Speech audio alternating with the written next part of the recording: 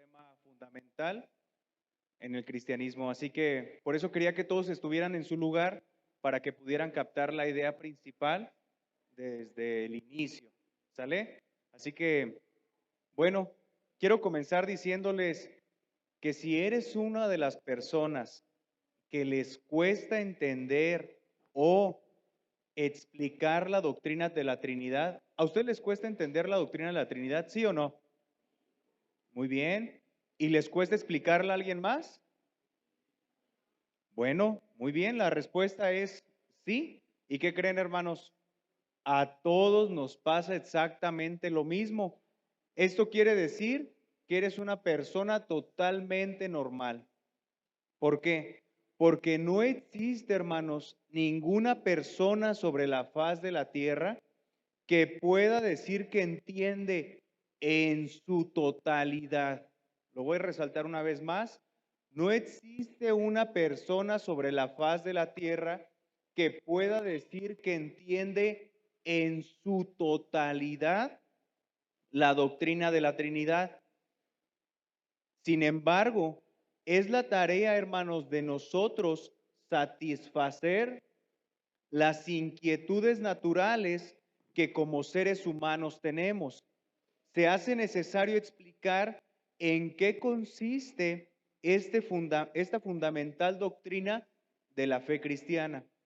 Teniendo esto en mente, hermanos, que ninguno de nosotros podemos explicar en su totalidad y en toda su profundidad la doctrina de la Trinidad, vamos a orar, hermanos, para ponernos en manos de nuestro Dios este tiempo y que abra nuestro entendimiento.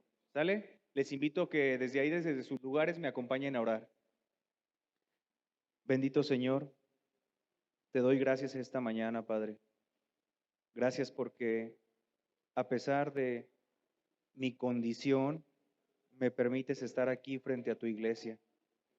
Gracias, Dios, por la vida de mis hermanos aquí presentes, porque has puesto en su corazón el dar este tiempo para seguir aprendiendo de tu palabra. Te pido, por favor, Dios, que abra su entendimiento, que tu Espíritu Santo me guíe en este momento para poder yo transmitir fielmente tu palabra. Que mis labios, mis pensamientos, mis ideas humanas no se interpongan.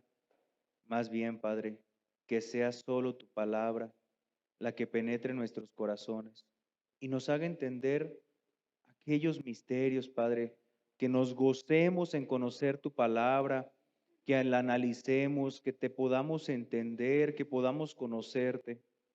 Ayúdanos, mi Señor. Entregamos este tiempo solamente a ti, en el nombre de tu Hijo amado Cristo Jesús. Amén. Muy bien, hermanos. Ahí les di unas hojitas, van a ser de gran ayuda. Si las ven, están muy sencillitas, incluso algunos de ustedes podrían responderlas ya. Pero la idea es que las vayan respondiendo conforme va avanzando el tema para que todos sigan una misma línea. En la parte de abajo dice que si tienen preguntas que las apunten ahí, pues a lo mejor van a ser más y pueden usar la parte de atrás para cualquier apunte. ¿Sale? ¿Para qué? Para al final del tema nosotros tener un tiempo de retroalimentación, de preguntas, en dado caso que existieran. ¿Están de acuerdo? Muy bien, hermanos. Quiero aclararles algo antes de comenzar, y es que esta doctrina es un misterio. Justo aquí, hermanos, es donde viene la primera aclaración. Un misterio no es lo mismo que un enigma. Un enigma es un secreto. Un enigma es una pared infranqueable, hermano, que no podemos penetrar. Es un límite bien topado. No puedes ir más para allá. Eso es un enigma. Y ahora, un misterio es un océano sin fondo, hermanos, en el cual podemos sumergirnos cada vez más profundo. Y esto, hermanos, lo podemos hacer solamente por la gracia de Dios a través de su palabra que nos revela que Él es un Dios trino. Pero nunca, hermanos, vamos a poder tocar fondo. Es una verdad del tamaño de Dios para que me entiendan. La Trinidad es una verdad del tamaño de Dios que es un misterio para nosotros. Entonces, hermanos, si es una verdad del tamaño de Dios en la cual nosotros somos su creación, ¿quién es creación de Dios? ¿Y ahora quiénes son hijos de Dios? Muy bien. Ahora, hermanos, si nosotros somos creación de Dios y Él ha decidido mostrarnos a través de su palabra que es un Dios trino, entonces, hermanos, quiero decirles que no podemos entenderlo en su totalidad. Te explico de otra manera para que me entiendas mejor. Existen solamente dos categorías en el universo, dentro del universo. Estas son el creador y su creación. ¿De qué lado te encuentras tú? ¿Qué eres? ¿Creador o creación de Dios? Muy bien, hermanos. Entonces, por supuesto, nosotros somos su creación, lo cual nos coloca inmediatamente fuera de su total conocimiento. Lo que quiero decirte es que si alguna persona, presta atención aquí, quiero decirte que si alguna persona cree que puede conocer o que conoce totalmente a su Dios con D minúscula, este sería un Dios que ha creado mediante sus conocimientos. Un Dios con D minúscula que seguramente, hermanos, se ajusta a sus necesidades, se ajusta a sus deseos, porque justamente sería esto, hermanos, un Dios con D minúscula meramente producto de su imaginación. Solamente un Dios creado en tu imaginación podrá ser comprendido totalmente por ti. ¿Por qué? Porque tú lo creaste y tú lo estás formando a lo que tú necesitas. Pero hermanos, este no es el Dios de la Biblia. El Dios de la Biblia, cuya santidad, grandeza, nos son imposibles de descubrir más allá de lo que Él decide mostrarnos. ¿Lo entendieron bien? Dios nos da su revelación solamente lo que Él quiere mostrarnos de Él y no podemos ir más allá, porque si nosotros empezamos a hacer ideas, no es que yo creo que Dios piensa así. Yo creo que Dios no haría esto porque Él es muy bueno. Yo creo que Dios va a hacer esto porque me ama demasiado. Hey, espera, tienes que ir a su palabra y en su palabra poder descubrir y ir viendo qué es específicamente lo que Él te revela. Pero hermanos, quizás una buena forma de comenzar sea explicar lo que no es esta doctrina. Recuerden que estamos viendo la Trinidad. Entonces, vamos a empezar a explicar qué no es la Trinidad. Primero, si gustan apuntar ahí, la Trinidad no es una creencia, no es la creencia en tres dioses. ¿Sale? La Trinidad no es la creencia en tres dioses. La Biblia es clara en cuanto a esto. Nos enseña con claridad, tanto en el Antiguo como en el Nuevo Testamento, que Dios es, ¿cuántos hermanos Dios es? Uno. Muy bien. Deuteronomio 4, 6, 4 lo dice. Y que hay un solo Dios, primera de Timoteo 2:5. Jesús nunca proclamó ser otro Dios, sino que dijo que Él y el Padre eran uno solo. Así es, esto lo podemos encontrar en Juan 10:30. Segundo, hermanos, el cristianismo no cree que las personas de la Trinidad son, el cristianismo no cree que las tres personas de la Trinidad son solo distintos roles de la misma persona. Por ejemplo, convirtiéndose a veces el Padre en Hijo, otras veces el Hijo en Espíritu Santo, como si la divinidad sufriera de múltiple personalidad. ¿Sale? acabamos de aclarar dos puntos. Primero, no tenemos tres dioses. Y segundo, el cristianismo no cree que las tres personas juegan distinto, perdón, que la misma persona juega distintos roles, a veces siendo padre, a veces siendo hijo. Entonces, a esto, hermanos, se le conoce como modalismo.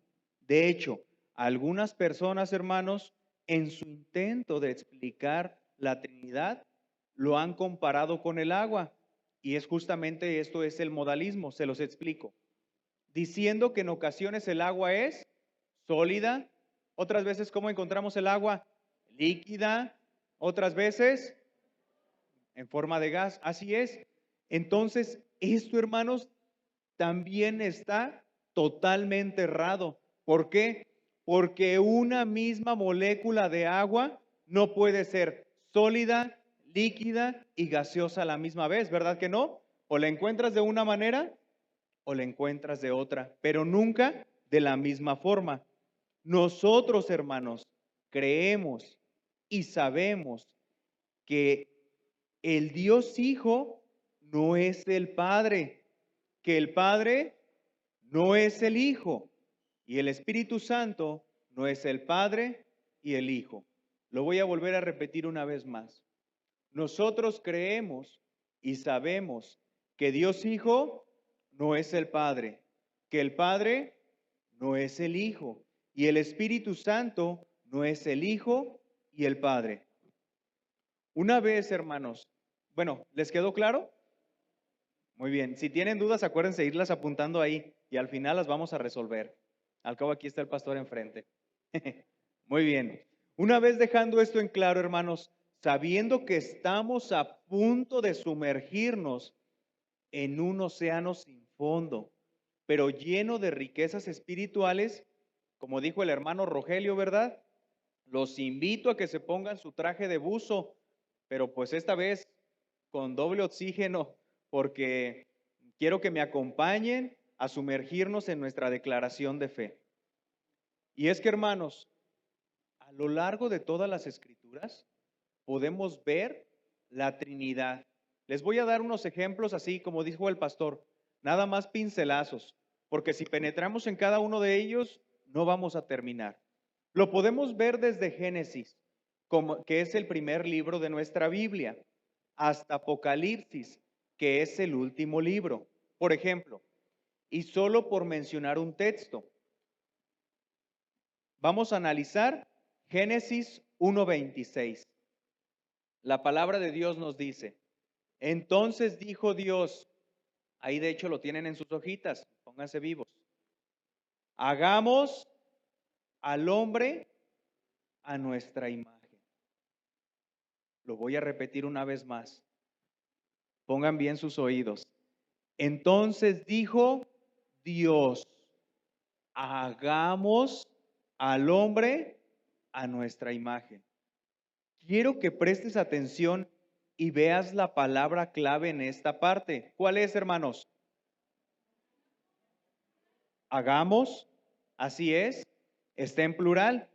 Hagamos, aquí lo encontramos primeramente, hermanos, que Dios dijo. El texto no nos dice, los dioses dijeron. ¿Qué nos dice? Entonces dijo Dios. Está hablando uno, porque creemos que solamente existe un solo Dios. Pero ¿qué dijo Dios? Hagamos. Oh, entonces, un Dios, varias personas. ¿Lo entienden? ¿Lo pueden ver ahí en su... les invito a que lo escriban, por favor. Entonces, hermanos, vemos claramente un solo Dios, pero hablando de manera plural. Y no solamente en este texto, hermanos, sino en muchos otros de la palabra. Por ejemplo, lo encontramos en Génesis 3:22 que nos dice, y dijo Jehová Dios, he aquí, el hombre es como uno de nosotros, sabiendo el bien y el mal. Lo repito una vez más, Génesis 3:22 dice, y dijo Jehová Dios, he aquí, el hombre es como uno de nosotros. Entonces encontramos en la primera parte, ¿quién dijo? Jehová, Dios. Solamente uno. ¿Qué dijo? El hombre es como uno de nosotros, hermanos. ¿Pueden verlo? Un solo Dios que se nos muestra desde el Antiguo Testamento, como es más bien, que es más de una sola persona. Hasta esta parte podemos ver que tenemos un Dios que habla de uno solo, pero cuando se expresa lo hace de manera plural, refiriéndose a que hay varios. ¿Lo entienden? Bueno, pero no solamente en Génesis, hermanos, también vamos a irnos hasta el final de las Escrituras, que es Apocalipsis 22. Aquí podemos ver el Cordero. ¿Quién es el Cordero? Nuestro Señor Jesucristo y el Espíritu Santo. Y así los vemos presentes durante toda la Escritura, porque Dios, el Dios en el que Iglesia Bíblica solo por gracia cree, es un Dios que es trino. Esta tarde, hermanos, voy a tomar un texto base para llevar a cabo la introducción de nuestro estudio. Les pido me acompañen, por favor, a Juan 17.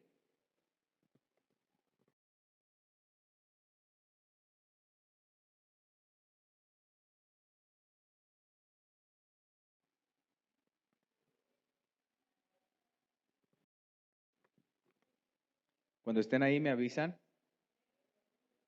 A ver, levanten la mano. ¿Quiénes están ya en Juan 17? Ay, veo muy poquitas manos. A ver, levanten la mano. Muy bien, Roger. Aquí me falta la fila del medio. Les invito a que abran su Biblia. Me acompañen.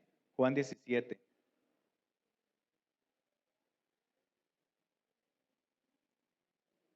A ver, otra vez. Levanten su mano. ¿Quiénes ya están ahí? Muy bien. Ya somos mayoría, dicen por ahí. Lo vamos a dividir, hermanos, de la siguiente manera. El verso 1, vemos cómo el Padre y el Hijo son diferentes personas. Y en el verso 5, vemos cómo el Padre y el Hijo son una misma esencia, una misma gloria. Pero antes, hermanos, de leer este texto, quiero que analicemos el contexto de la historia todos juntos para que podamos entender justamente qué está sucediendo en ese momento. Miren, hermanos, es la culminación del discurso del aposento alto, la cual comenzó en Juan 13. Ya ese lo quiero que lo lean en su casa para que lo puedan entender bien. ¿Qué vemos ahí, hermanos? Vemos a nuestro Señor Jesucristo lavando los pies de sus discípulos. Lo vemos las últimas horas con aquellos con los que había estado durante su ministerio. ¿Qué más vemos? La última cena, hermanos. Solo imaginen, hermanos, lo majestuoso que debió ser para los discípulos el poder estar con Él ese último tiempo. Judas, hermanos, sale para traicionarlo. Vemos a Jesús después de la cena salir a caminar con los 11 discípulos que restaban. ¿Por qué? Porque Judas ya no estaba. Judas se había ido antes para traicionarlo. Los suyos, hermanos, con esos 11 discípulos, aquellos que eran suyos, los que el Padre le había dado, comienza a caminar hacia el huerto de Getsemaní. Pero hermanos, en Juan 18:1 hay una parte clara que en lo personal, cuando estaba realizando este estudio, impactó totalmente mi vida. Aprendemos algo muy importante y es el torrente de Cedrón.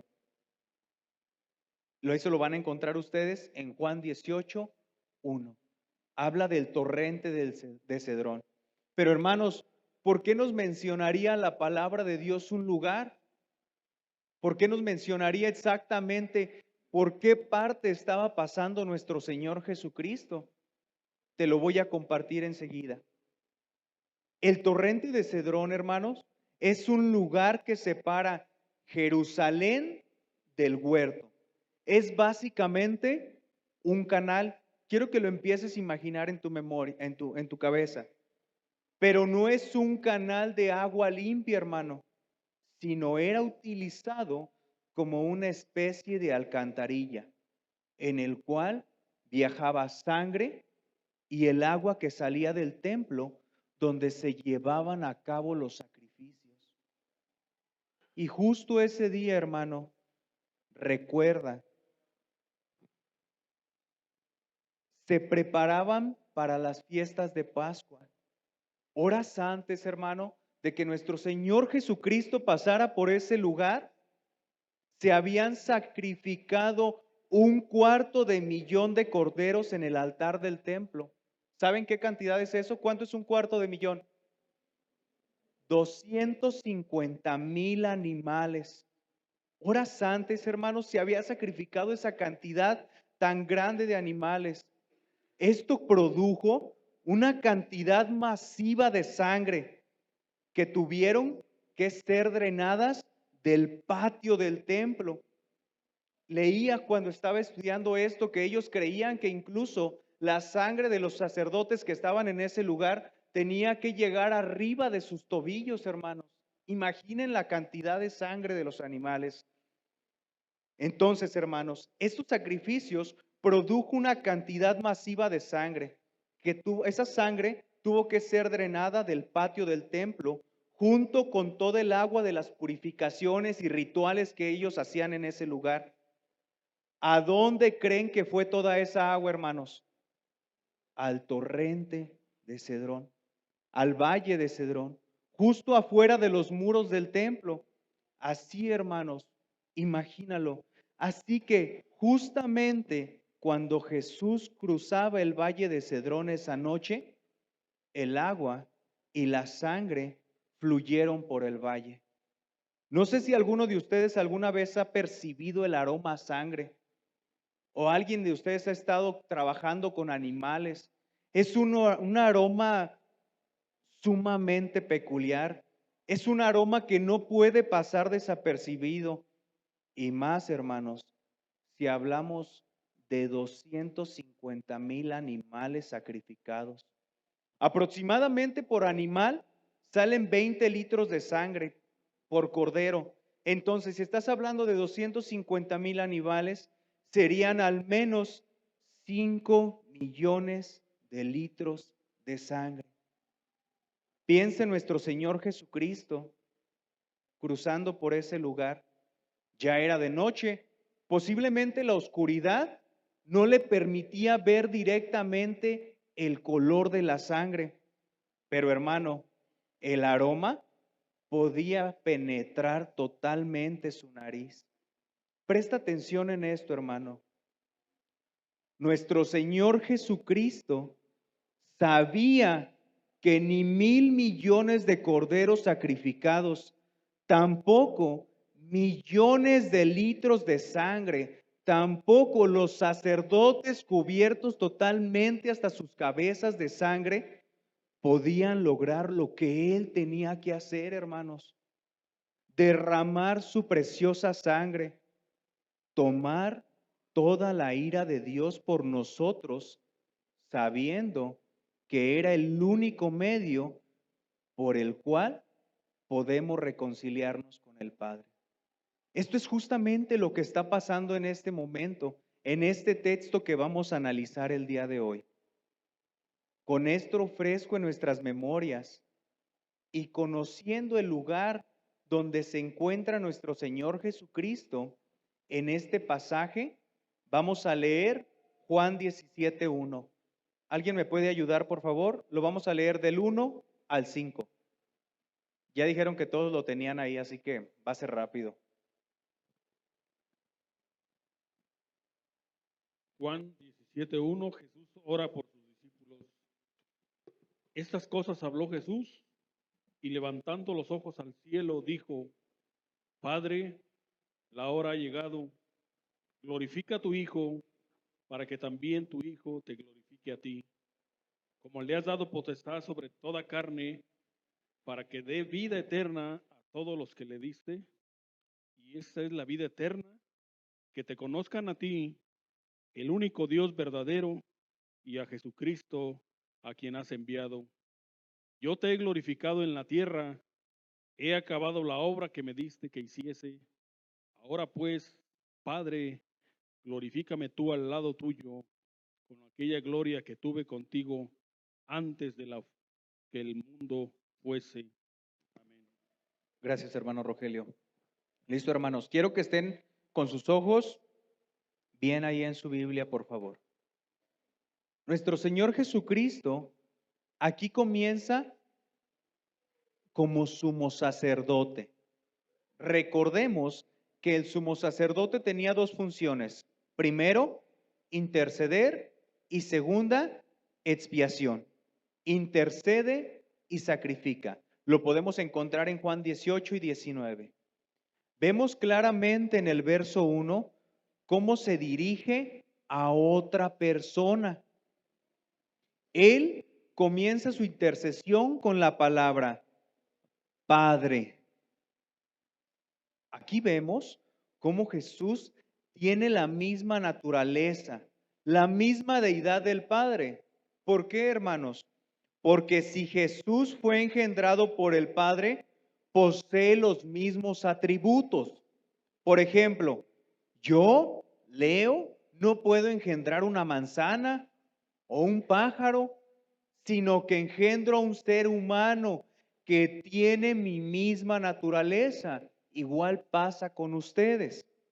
De la misma manera, hermanos, el Padre engendró al Hijo, quien contiene totalmente su misma naturaleza. Aquí vemos claramente dos personas de la Trinidad. Vemos al Padre, que es Dios, escuchando la oración de intercesión del Hijo, que también es Dios. Presta atención ahí en Juan 1, 17:1. Ahora vamos a concentrarnos en el verso 5. Ve un poquito más abajo. Acompáñame ahí. Ahora pues, Padre, glorifícame tú al lado tuyo, con aquella gloria que tuve contigo antes que el mundo fuese. Cristo, hermanos, pide una gloria igual al Padre, igual, totalmente. Vemos a nuestro Señor Jesucristo pidiendo la misma gloria. Piensa un poco en el Antiguo Testamento, hermanos, porque de aquí vamos a sacar lo importante, donde leemos en múltiples ocasiones que Dios iba a compartir su gloria. No, con nadie. Así es. Dios deja claro en el Antiguo Testamento que Él jamás iba a compartir su gloria. Lo leemos. Yo, Jehová, este es mi nombre, y a otro no daré mi gloria ni mi alabanza a esculturas. Lo pueden leer en Isaías 42:8. Dios no da su gloria a nadie. Entonces, ¿por qué Jesús le pide gloria al lado suyo? Si sabemos que Dios no da su gloria a nadie. La respuesta, hermanos, es bien sencilla y la encontramos en el lado B del mismo verso 5. Ahí, por favor, estén en sus Biblias. ¿Qué nos dice? Gloria que tuve contigo. A ver, hermanos, ahí en sus Biblias. Gloria que tuve contigo. A ver, una vez más. Gloria que tuve contigo antes. Así es. Gloria que tuve contigo antes que el mundo fuese. Y claro, hermano, esa gloria le pertenece porque el Hijo es Dios, un mismo ser, la misma gloria, el Hijo y el Padre, desde antes que el mundo fuese. Aquí vemos su eternidad de los dos, la misma gloria, mismo valor y mismos atributos. Recuerden que estamos buscando la Trinidad. ¿Dónde está la Trinidad en nuestras Biblias? Entonces me podrás decir, Hermano Leo, pero solamente estás hablando de dos. Estás hablando del Hijo haciendo una oración para interceder por los suyos al Padre. ¿Dónde está entonces el Espíritu Santo? Y es aquí, hermanos, donde me alegro tanto de la revelación que nos da Dios a través de sus escrituras, porque es aquí que podemos encontrar quién inspiró, hermanos, para escribir las escrituras. El Espíritu Santo. Así es, hermanos. Entonces es magnífico porque el Espíritu Santo a través de las escrituras, usando a personas para escribirlo, nos está revelando lo que sucedió en ese momento. Aunque solo y el Padre y el Hijo se mencionan en esta parte, quien escribe esto es el Espíritu Santo. Y yo rogaré al Padre y os dará otro consolador para que esté con vosotros para siempre. Juan 14, 16.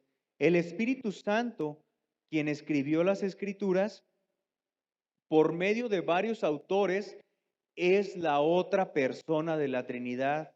No es solo una fuerza impersonal, hermanos, porque recordemos que el Espíritu puede ser entristecido cuando nosotros pecamos. Nos deja claro que es otra persona, otro consolador, porque durante el ministerio de nuestro Señor Jesucristo, ¿a quién pertenecía el ser el consolador? A nuestro Señor Jesucristo en ese momento. Y recordemos que Él les dice que no deben estar tristes, que Él se va a ir, pero ¿qué va a hacer? Va a enviar a otro consolador. ¿Y quién es ese otro consolador? El Espíritu Santo. Entonces esa otra persona de la Trinidad, ¿quién es? El Espíritu Santo, hermanos. El Espíritu de verdad, el cual procede del Padre y Él dará testimonio acerca de mí. Así lo dice Juan 15, 26. Bueno, hermanos, esto solamente fue la introducción. Me queda poco tiempo, así que les invito, por favor, a que estén bien atentos. Ahora sí, vamos a pasar directo a nuestra declaración de fe. La Santa Trinidad, el único Dios verdadero, existe eternamente como tres personas: Padre, Hijo y Espíritu Santo. Infinitamente excelente y todo gloriosas. Cada persona es completamente Dios. Comparten la misma deidad, atributos y naturaleza esencial. Y sin embargo, hay un solo Dios. Cada persona es distinta, aunque Dios no está dividido en tres partes, naturalezas o dioses. Por esta distinción, en esta parte, hermanos, de nuestra declaración de fe, vamos a resaltar y analizar los textos bíblicos en los cuales podemos encontrar que cada persona de la Trinidad es completamente Dios. Hasta donde vamos viendo, ¿tienen alguna pregunta? ¿Está quedando claro? Muy bien. Entonces, nosotros como iglesia bíblica, ¿creemos que la Trinidad son muchos dioses? ¿Cuántos? Muy bien. Entonces vamos bien. Teniendo este mismo Dios los mismos atributos, esencia, pero siendo tres personas distintas. La palabra de Dios nos dice: acercaos a mí, oíd esto. Desde el principio no hablé en secreto. Desde que eso se hizo, ahí estaba yo. Y ahora me envió Jehová el Señor y su Espíritu. Apúntenlo. Isaías 48, 16. Vemos a nuestro Señor Jesucristo hablando. Él está hablando mientras hace referencia al Padre y al Espíritu Santo. Entonces, en Isaías 48, 16, encontramos nuevamente la Trinidad. Luego, la palabra de Dios nos dice, y Jesús, después de que fue bautizado, ¿recuerdan esa escena, hermanos? el bautizo de nuestro Señor Jesucristo, ¿cómo nos lo dice la palabra de Dios? Luego, subió luego del agua. ¿A qué se refiere con esto? Que fue sumergido, hermanos, porque luego muchas personas, no sé por qué han interpretado tan mal este texto, pero simplemente se refiere a eso, que Juan el Bautista, ¿qué hizo? Lo sumergió y por eso la palabra de Dios nos dice, luego subió del agua. He aquí los cielos le fueron abiertos y vio al Espíritu de Dios que descendía como paloma y venía sobre él, y hubo una voz en los cielos que decía, este es mi Hijo amado, en quien tengo complacencia. Mateo 3:16 al 17. ¿Ven lo majestuoso que es la palabra, hermanos? Nuevamente nos vuelve a mostrar la Trinidad en un mismo lugar, un mismo momento, una misma escena, los tres juntos. Un solo Dios, tres personas. Este texto nos describe el evento del bautizo de nuestro Señor Jesucristo y en este texto podemos ver claramente la Trinidad. Mateo 3, 16 al 17. ¿Por nada? Vamos a la siguiente parte de nuestra confesión, declaración de fe. El Padre siempre ha existido como Padre, hermanos, la fuente no engendrada de toda vida. El Hijo siempre ha existido como Hijo, eternamente engendrado del Padre, no creado y sin principio, de una misma esencia con el Padre. El Espíritu Santo siempre ha existido como Espíritu, procediendo eternamente del Padre y del Hijo, y de una misma esencia que ellos. Les voy a explicar un poquito. Dios Padre, ¿por qué? Por ¿quién entendió la mente del Señor? ¿O quién fue su consejero? ¿O quién le dio a él primero para que fuesen recompensados? Porque de él y por él y para él son todas las cosas. A él sea la gloria por los siglos de los siglos. Amén. Romanos 11, 34 al 36, podemos ver claramente que Dios el Padre existe desde toda la eternidad. Juan 6:27 nos dice, trabajad no por la comida que perece, sino por la comida que a vida eterna permanece, la cual el Hijo del Hombre os dará, porque a este el Señor, a este señaló Dios el Padre. ¿En dónde encontramos ahora la eternidad de Dios Hijo? En los siguientes textos. Les voy a dar algunos para que ustedes ya los vean en su casa por el tiempo. ¿Sale? Vamos a leer Juan 1:1, Romanos 1:17 y Primera de Juan 5:20. ¿Listo? Solamente voy a leer los dos primeros. En el principio era el Verbo, y el Verbo era con Dios, y el Verbo era Dios. ¿A quién se refiere este texto, hermanos? Así es. De quien son los patriarcas y de los cuales, según la carne, vino Cristo, el cual es Dios sobre todas las cosas, bendito por los siglos de los siglos. Amén. Romanos 1:17. Estamos buscando, recuerden, la deidad. Ya vimos la deidad del Padre, ahora acabamos de ver la deidad del Hijo, ahora vamos a ver la deidad del Espíritu Santo. Un texto que seguramente algunos de ustedes ya conocen muy bien, pero aquí les va. Hechos 5, 3 al 4.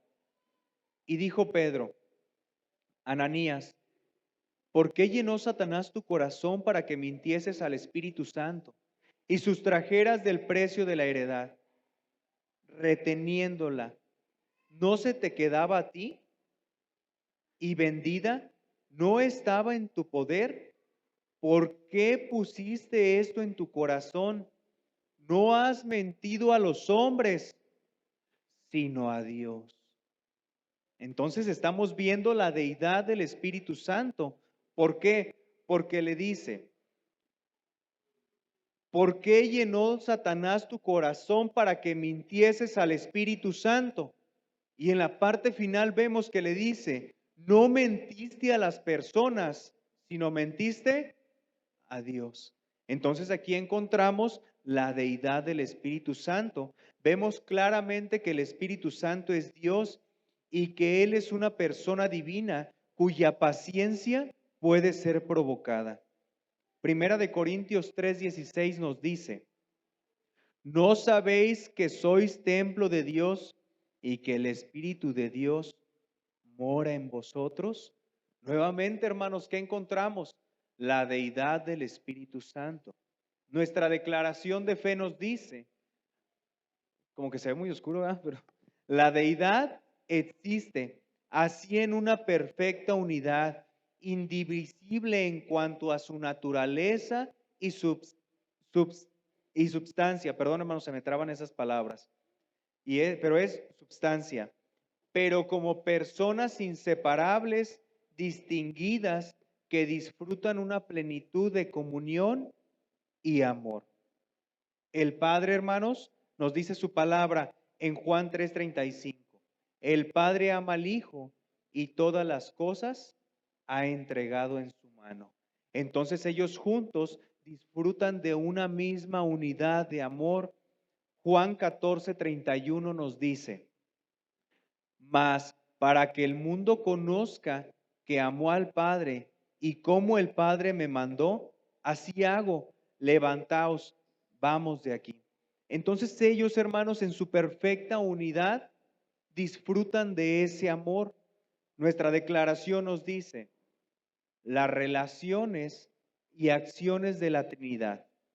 Las personas de la Trinidad, siendo uno en naturaleza, están también inseparablemente unidas en sus obras, de tal forma que tratar a una persona es tratar con la Trinidad como un todo. Sin embargo, dentro de esta unidad, hermanos, de Padre, Hijo y Espíritu Santo, hay distinciones en la manera en la que las personas divinas se relacionan la una con la otra, con la creación, aunque no hay diferencia en esencia o atributos. Dentro de la deidad, las relaciones establecidas entre las personas son eternas, aunque sin ninguna desigualdad. ¿A qué nos referimos con esto, hermanos? A que la Trinidad siempre ha sido de la misma manera y ha actuado de la misma manera. Lo vemos en Génesis 1:2. Y la tierra estaba desordenada y vacía, y las tinieblas estaban sobre la faz del abismo, y el Espíritu de Dios se movía sobre la faz de las aguas. Génesis 1:2. Vamos a hacer aquí una pequeña pausa. A tu compañero que está al lado, codealo para que se despierte. Muy bien. Vamos a continuar, ya casi terminamos. Listo, hermanos. ¿Listo? Bueno, ya todavía se siguen codeando. Muy bien. Ya empieza a hacer calor, ¿verdad? Dice, nuestra declaración de fe. En las obras de la creación, la providencia y la redención, las personas desempeñan roles consistentes con sus relaciones eternas. El Padre origina, el Hijo realiza o lleva a cabo y el Espíritu Santo completa. No obstante, los tres, siendo así distintos, no están divididos, pero tampoco están mezclados. Son de una sola y una misma esencia. Son iguales desde toda la eternidad y son dignos de ser adorados como el único Dios, Dios Padre, Dios Hijo y Dios Espíritu Santo. Muy bien. Y es que, hermanos, dentro de la Trinidad hay una subordinación dentro de ellos. La Escritura muestra que el Espíritu Santo está subordinado al Padre y al Hijo. Y el Hijo está subordinado ¿a quién? Al Padre. Así es. Esta es una relación interna, hermanos, y no niega la deidad de ninguna de las personas de la Trinidad. Esta es simplemente un área que nuestras mentes finitas no pueden entender con respecto al Dios que es infinito. Ahí en sus hojitas les dejé unos espacios un poquito grandes. ¿Lo pueden anotar? Si no traen pluma, ahí pídanle al vecino. ¿No trajeron esos vecinos? Leonel y Valentina. Muy bien. Vamos a ver las tareas que ejecuta el Padre, las tareas que ejecuta el Hijo y las tareas que ejecuta el Espíritu Santo. ¿Sale, hermanos? Primero, el Padre. Dijimos que el Padre da el recurso o la causa, que Él origina, hermanos. ¿Sale? El Padre es quien origina. Primero podemos ver el universo. Para nosotros, sin embargo, solo hay un Dios, el Padre, del cual proceden todas las cosas, y nosotros somos para Él, un Señor Jesucristo, por medio del cual son todas las cosas, y nosotros por medio de Él. Entonces, esto lo encontramos en Primera de Corintios 8:6. ¿Quién creó el universo? Dios. Así es, hermanos. Entonces, aquí vemos primero, voy a mencionarlo así, tareas, el Padre como creador del universo. Apocalipsis 4:11 nos dice, Señor, digno eres de recibir la gloria y la honra y el poder, porque tú creaste todas las cosas y por tu voluntad existen y fueron hechas. Entonces vemos primeramente al Padre como creador del universo.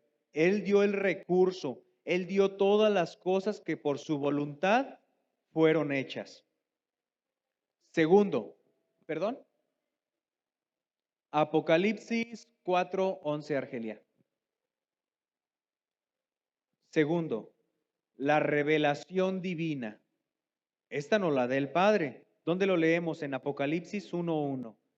La revelación de Jesucristo que Dios le dio para manifestar a sus siervos las cosas que deben de suceder pronto, y la declaró enviándola por medio de su ángel a su siervo Juan. Apocalipsis 1:1. Podemos ver que Dios nos da la revelación divina. Tercero, la salvación. Me voy a ir rapidito. Porque de tal manera, ¿qué texto es, hermanos? Así es, Juan 3:16 encontramos, porque de tal manera amó Dios al mundo que ha dado a su Hijo unigénito, para que todo aquel que en él cree, mas tenga vida eterna. Entonces encontramos ahí que el Padre decidió hacer la obra de salvación. También el Padre nos da las obras humanas de nuestro Señor Jesucristo. Lo encontramos en Juan 14:10. ¿No crees que yo soy el Padre no crees que yo soy en el Padre y el Padre en mí? Las palabras que yo hablo no las hablo por mi propia cuenta, sino porque el Padre que mora en mí, Él hace las obras. Entonces, hermanos, podemos ver que la función en esta parte de Dios el Padre es poner en marcha todas las cosas, desde la creación del universo, desde la revelación de lo que nosotros conocemos, la obra de nuestro Señor Jesucristo la hace, la planea el Padre. Ahora vamos a ver el Hijo. En el Hijo, hermanos, también encontramos revelación divina. ¿Por qué? Lo leemos en Mateo 11:27. Todas las cosas me fueron entregadas por mi Padre, y nadie conoce al Hijo sino el Padre, ni al Padre conoce alguno, sino el Hijo, y aquel a quien el Hijo lo quiera revelar. Entonces encontramos que el Hijo también tiene esa función de dar esa revelación divina. También pueden encontrar otro ejemplo en Apocalipsis 1:1. Otra tarea es la salvación. ¿Quién ejecutó, hermanos, la obra que había, vamos a decirlo así, planeado el Padre? ¿Quién ejecutó esa obra? Nuestro Señor Jesucristo. Así es. Entonces la obra de salvación la ejecuta nuestro Señor Jesucristo. Esto lo encontramos en Corintios 5:19. Que Dios estaba en Cristo reconciliando consigo al mundo, no tomándoles en cuenta a los hombres sus pecados, y nos encargó a nosotros la palabra de reconciliación. Segunda de Corintios 5:19. Mateo 1:21 y Juan 4:42. Entonces vemos que el Padre hace todo esto a través de ¿quién? Del Hijo. Y por último, hermanos, vamos a ver el Espíritu Santo. El Espíritu Santo es el medio por el cual el Padre hace las siguientes obras. Primero, el Padre hizo la creación y mantenimiento del universo por medio del Espíritu Santo. ¿Dónde lo encontramos? En Génesis 1:2 dice, y la tierra estaba desordenada y vacía, y las tinieblas estaban sobre la faz del abismo, y el Espíritu de Dios se movía sobre la faz de las aguas. ¿A qué queremos llevar con esto, hermanos? A que, a pesar que son tres personas y cada una de ellas tiene una función específica, como lo dijimos, el Padre, Él realiza, Él planea esa obra. El Hijo es el encargado de ejecutarla. ¿Y el Espíritu Santo? Así es, hermanos. Entonces, el Espíritu, a través del Espíritu Santo tenemos también revelación divina. ¿Por qué? Porque si nosotros como creyentes, más bien como no creyentes, venimos y queremos entender las Escrituras, ¿podemos hacerlo? No, así es, necesitamos del Espíritu Santo.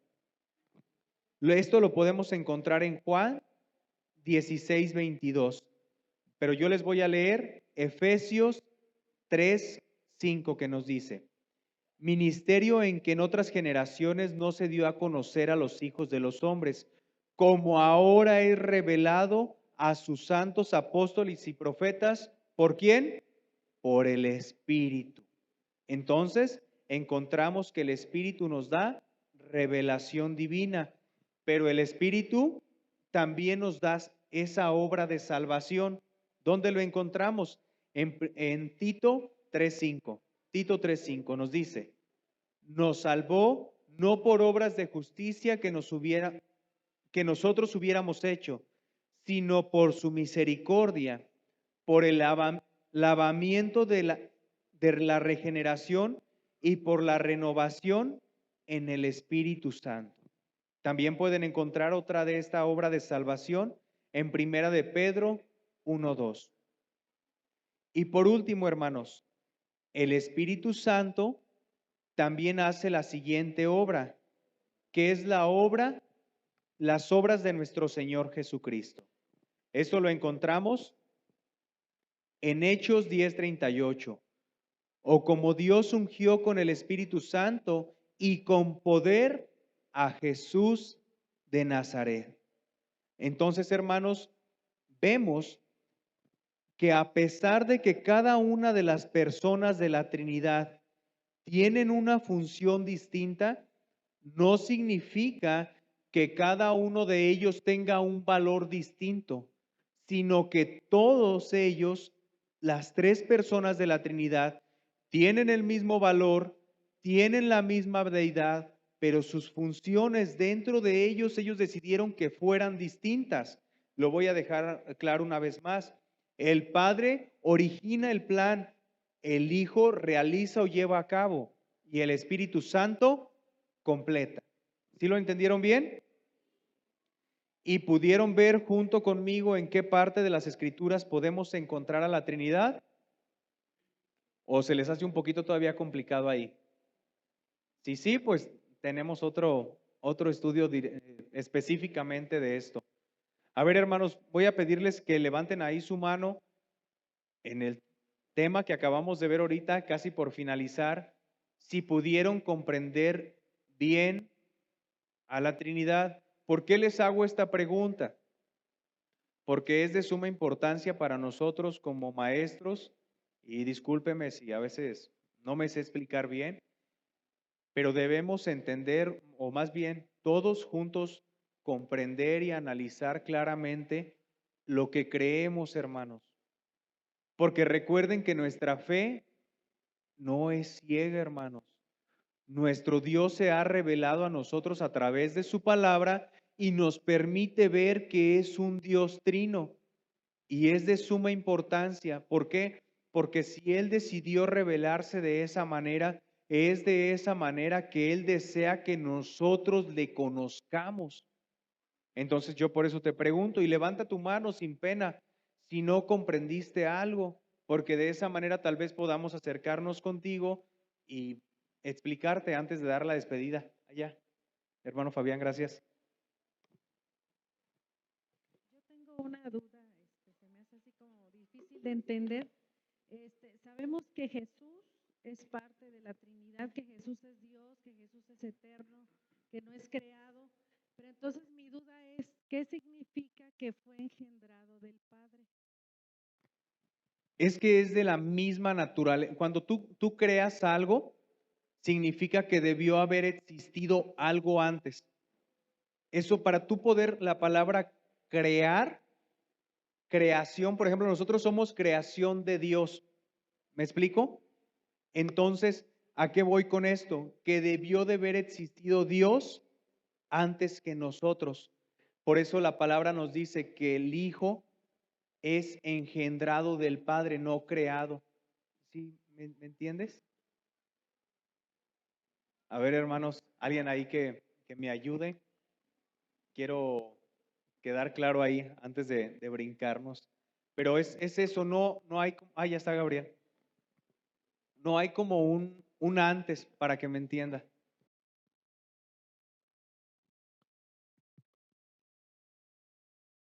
Permítanme tantito, ¿eh? Es que justamente al estudiar esta parte también a mí me botó un poquito cuando dice que Jesucristo es engendrado y inclusive no se acuerdan si el credo que nos enseñaron en la iglesia tradicional también lo dice, que Jesucristo es engendrado, no creado. Entonces, estoy haciendo tiempo en lo que abre mi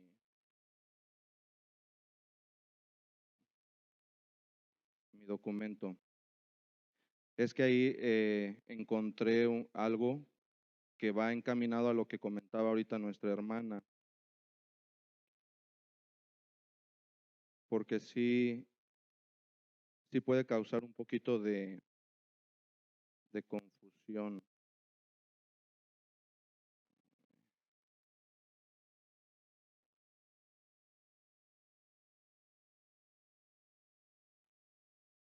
A ver, ahí está. ¿Tenemos otro micrófono? Sí, creo que está Ale o Arthur, no sé quién fue.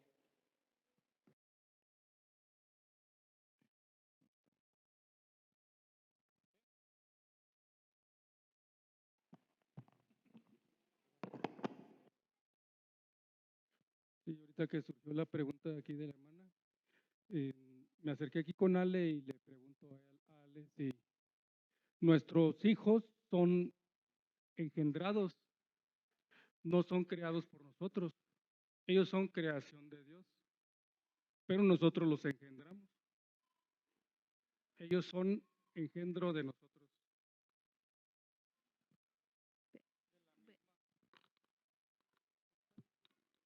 Engendrado significa en la Biblia que Jesús tiene una relación única con Dios Muy bien, ya vamos, en griego. ok, vamos ahí desmenuzando entonces.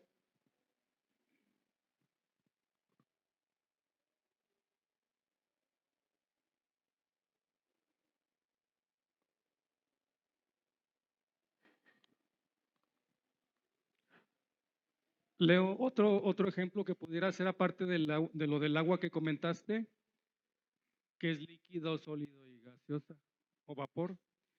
El otro ejemplo pudiera ser el sol. El sol como origen. El sol emite luz, que sería Jesús, haz de cuenta, y emite también calor. Son tres en uno solo. Ok, pero ya ahí ya estás, más bien ya era del tema, sí, sí, ya. No, sí está bien, pero habría que analizarlo, porque en el caso del agua, el agua nos llevaba al modalismo, porque una cosa no puede ser la misma, o sea, la misma molécula de agua no te puede dar sólida, líquida y gaseosa al mismo tiempo. En cambio, nuestro Dios sí es uno, pero es tres personas. Creo que más que nada lo que es la duda de qué significa engendrado, pero yo creo que lo que podemos entender en el texto bíblico es de que es una relación, no como tal a términos humanos que podamos entenderlo como de que fue la primera creación, porque si no sería arrianismo, sino de que se refiere como a ser engendrado como esa relación personal, divina entre la Trinidad, no como tanto de que de ejemplos como el agua o así, porque lleva al sabelianismo, modalismo, sino de que esa parte de ser engendrado se refiere a una relación divina, a la unidad, no tanto como en un término técnico de ser creado o sí, sino más bien a ese, a lo que creo que se refieren los credos de ser engendrado como a una unidad de relación, no tanto como una creación, nada más eso. Sí, Ya ves que ese rato hablaste del agua y hablaste de las tres formas. El agua es sólida, gaseosa y líquida. Ejemplo, en Hebreo 1:3 dice, el cual siendo el resplandor de su gloria y la imagen misma de su sustancia. Entonces ahí nos habla de esa unión, de ese, ahora sí que es el resplandor del Señor, que es la misma sustancia, ¿no? Del Señor. sí, claramente. De hecho, ya está ya, Gabriel. Bueno, voy a esperar y ya.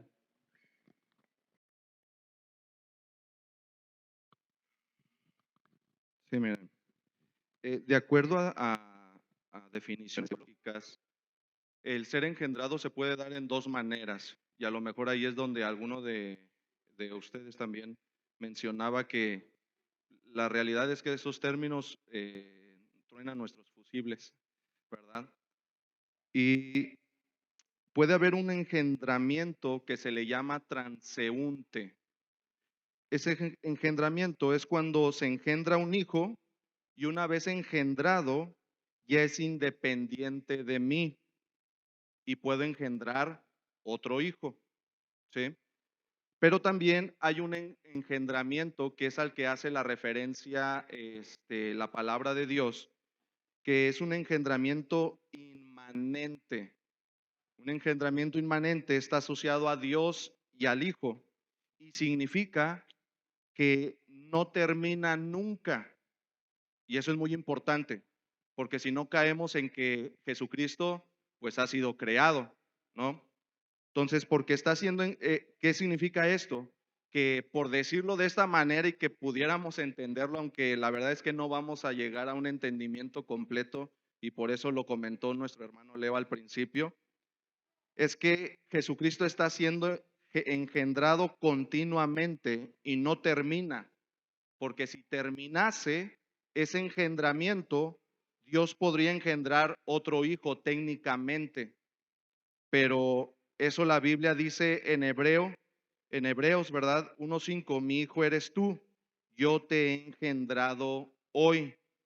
Pero ahí en ese texto tiene un error idiomático, es decir, cuando dice te he engendrado, es un pasado perfecto. ¿Y eso qué significa? Que no puede ir acompañado de un hoy, que es un presente. Así es que la idea idiomática es el engendramiento eterno, continuo, desde la perspectiva de la Trinidad y la unidad consustancial del ser Dios, y por consiguiente el Hijo sigue estando en el seno del Padre. Por eso dice en Juan 1:18, a Dios nadie le vio jamás. El Hijo unigénito que está en el seno del Padre, Él le ha dado a conocer. Entonces es aquel acto eterno y necesario de la primera persona de la Trinidad, que es el Padre, mediante el cual dentro del ser divino es la base de una segunda subsistencia personal como la suya, y pone a esta segunda persona, que es el Hijo, en posesión de toda la esencia divina, sin ninguna división, alienación o cambio, ¿verdad? Entonces, digo, por eso les decía, eso nos va a tronar nuestros fusibles, pero la realidad es que no podemos negar lo que dice la Escritura, ¿verdad? Entonces, como bien decía Leo, sí, no es que Jesucristo tuvo un principio, pero pues la palabra de Dios sí dice que Jesucristo fue engendrado, ¿verdad? Pero de acuerdo a la interpretación de los textos, eso significa que pues es eternamente. Pues eso no nos va a dar nuestra mente para poderlo a lo mejor comprender, ¿verdad? Pero esa es una realidad como tal. No sé si ahí explico un poquito, Lidia. Si no, traigo más explicación. Bueno, cuando yo estaba realizando el estudio previo a realizar el tema, no lo quise poner porque creí yo que podía causarnos un poco más de confusión, pero un autor mencionaba que si hacía la diferencia o que la Biblia expresaba justamente esa división entre creación y engendrar, para que posiblemente nuestras mentes finitas fuera la única manera en la que pudieran entender que la esencia del Padre y el Hijo era exactamente la misma. Que fue justamente donde yo después pude comprender, como lo expliqué en el estudio, ¿qué engendro yo? ¿Qué es mi naturaleza?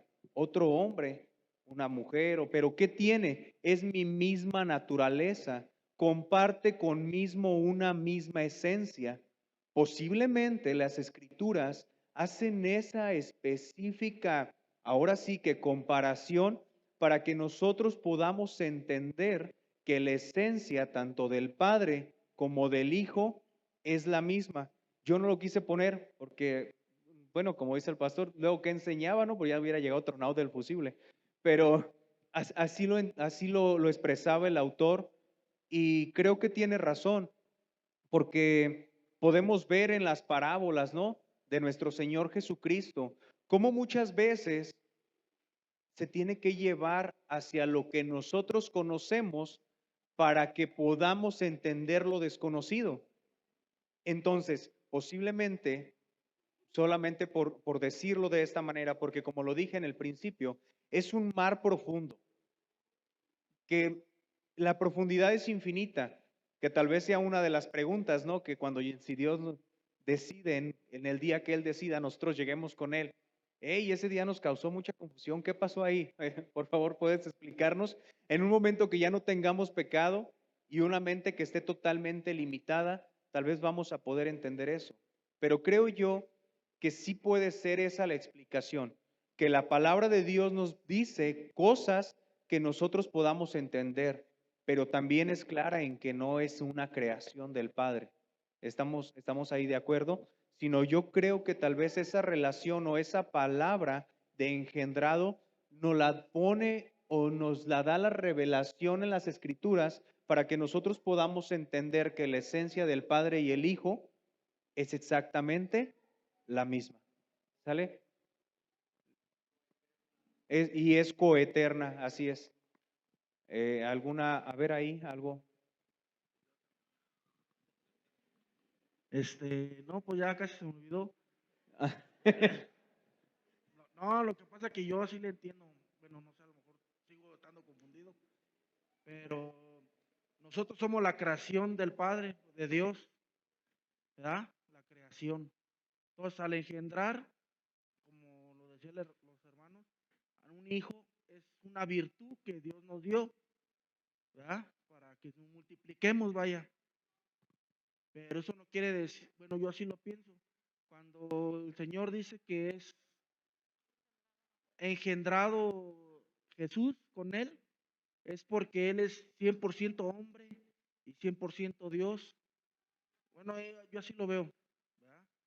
Entonces, al ser 100% hombre, es engendrado del mismo Dios, él mismo, para él mismo. No sé, pero ya hablando espiritualmente, pues él está con él y él solamente lo conoce porque pues, él dice la palabra que antes de que todo siguiese, estaba con él. Entonces, él es 100% hombre y 100% Dios, por eso nos hizo a su semejante. Muy bien. Bueno, aquí quiero resaltar algo que para mí es de importancia, que ustedes tengan en sus mentes, en sus pensamientos. Y es que la realidad es que la palabra de Dios es clara en cuanto a la Trinidad, pero creo que en las Escrituras siempre vamos a encontrar partes que no vamos a lograr entender en su totalidad. Pero, por ejemplo, tenemos ese texto, el que acabamos de mencionar y que ahorita estamos sondeando, ¿verdad? Pero si vemos al otro lado, tanto en el Antiguo como en el Nuevo Testamento, vemos a Isaías, vemos con claridad la Trinidad expresada a través de las Escrituras. Y es en lo que creemos. Y habrá cosas, hermanos, que quiero decirles que muchas veces no vamos a comprender. Y me encuentro en ese punto en el que a veces me pregunto, ¿no? Pero ¿a qué te lleva esto? Es justamente lo que te quiero decir. ¿A qué te lleva el no comprender algo? A estudiar más, a buscar, a indagar. Y a veces, hermanos, no sé si les ha pasado, pero están buscando algo y resulta que en esa búsqueda se dan cuenta de otra cosa. Y así es la soberanía de Dios. Él es así. Él así lo desea. Él deseó darnos una mente finita, una mente que sin su espíritu no conocemos su palabra y con su espíritu tenemos esa revelación y creemos, pero habrá cosas que a causa de nuestro pecado aún no podamos entender. ¿Sale, hermanos? Pero espero que aún así, con nuestras limitaciones y nuestra falta de conocimiento, haya podido entender un poquito más esa parte. Acá está Roger. Y allá está Salomón.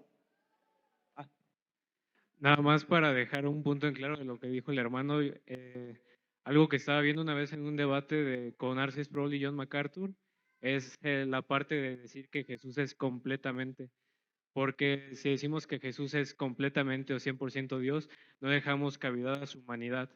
Y de igual manera, y por ejemplo, en los textos como en los credos que podemos encontrar, se usa el lenguaje verdadero, porque si no haríamos una tercera parte. No es como el Dios que también es hombre, no es el Dios hombre, no es una cosa, no es una tercera cosa creada, sino de que por eso se usa la distinción de verdadero, vera homos, vera deos, y nada más un poquito más para darlo del engendrado. No, les voy a citar Juan 14:10. ¿No crees que yo soy en el Padre y el Padre en mí? La palabra que yo os hablo no las hablo por mi propia cuenta, sino que el Padre que mora en mí, Él hace las obras. Y vemos también, ¿no? Esa parte de ser engendrado, de que mora uno con el otro. No lo crea, sino morar en una misma, en el mismo ser, en la misma sustancia.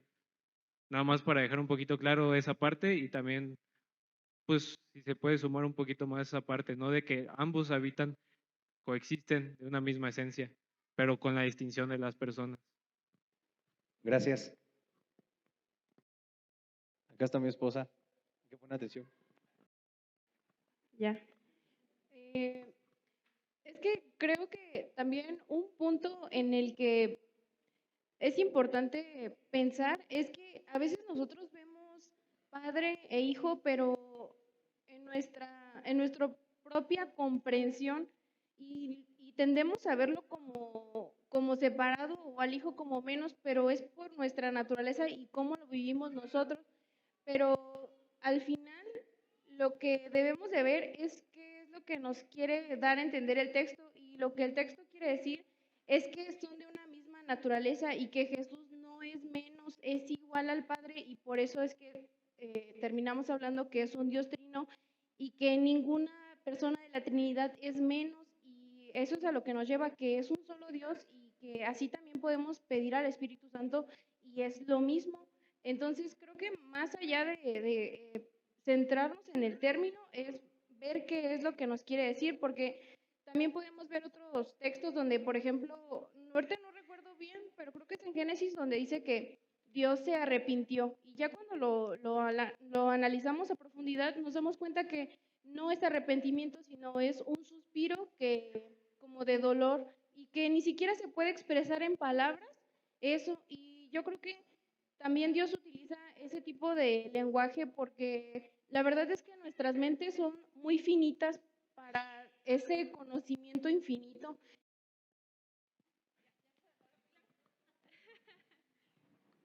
Y pues creo que no podríamos entender esas cosas como cuando dice que su brazo fuerte y dice que Dios es un espíritu. Entonces creo que solamente es para que nuestras mentes apenas alcancen a divisarlo, porque si lo explicara como es, no lo podríamos entender. Eso pienso yo. Gracias.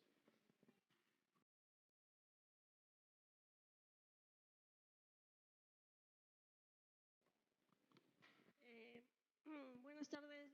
Yo quisiera saber qué es lo que se llena aquí, que dice a través de su creación nos revela que es un Dios. Un Dios trino. Ah, era para que estuvieran ahí atentos apuntando. Ah, ya les pasé la respuesta, ya tienen 8. Hermanos, buenas tardes. Hermana, a ver si no la confundimos más con tanta. Yo quisiera compartirles una de las cosas como lo entendí, es que si hablamos de engendrar, podemos entender que se referiría como a un acto sexual, es decir, donde se engendra a una persona, pero ahorita Leo estaba comentando que el Hijo está subordinado al Padre y el Espíritu Santo está subordinado al Hijo y al Padre. Entonces, es en ese sentido que el Padre engendra al Hijo por medio del Espíritu Santo a través del cuerpo de la Virgen María. No es tanto el que tuvo una relación sexual, no, sino que a través, por eso cuando le dice, ¿cómo va a suceder si yo no conozco varón? Entonces dice, ok, va a venir el Espíritu Santo y se va a posar sobre ti. Y es en ese sentido que queda engendrado el Hijo y el Hijo pero queda engendrado en su naturaleza humana, mas sin embargo en su deidad es a la par con el Padre. Hermana, yo así fue como lo entendí, porque también eso nos creó una punto cuando lo estábamos estudiando, esa partecita. Yo lo entiendo así y creo que a lo mejor le pudiera ayudar a entenderlo así, ¿no? De que por medio del Padre, por medio del Espíritu Santo engendra en la Virgen María, pero lo engendra en calidad de hombre. Entonces sabemos, la Escritura también nos dice que Jesús es 100% hombre, pero también 100% Dios. Es en ese sentido en que a lo mejor pudiera quedarle un poquito, a entenderlo mucho mejor. Sí, esa ya nos llevaría a la encarnación de nuestro Señor Jesucristo. Pero bueno, hermanos, si tenemos más dudas, los invito, ahí está mi número y si no sabemos, pues echamos montón y es la idea, ¿no? Del cuerpo de Cristo, porque también hay que respetar un poquito los tiempos de algunos hermanos, no sé si tengan algo ahí, voy a despedirme, pero dejando abierto a que nos puedan mandar mensaje o incluso reunirnos entre semana y aprender y seguir estudiando, ¿está bien? Quiero que sepan, hermanos, que cuando comencé la elaboración de este tema, estaba muy nervioso y ahorita pues creo que me voy más. Pero,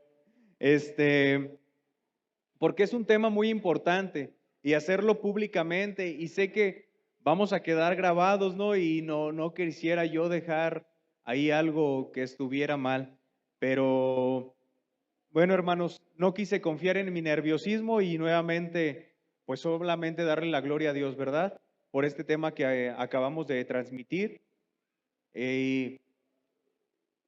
Quiero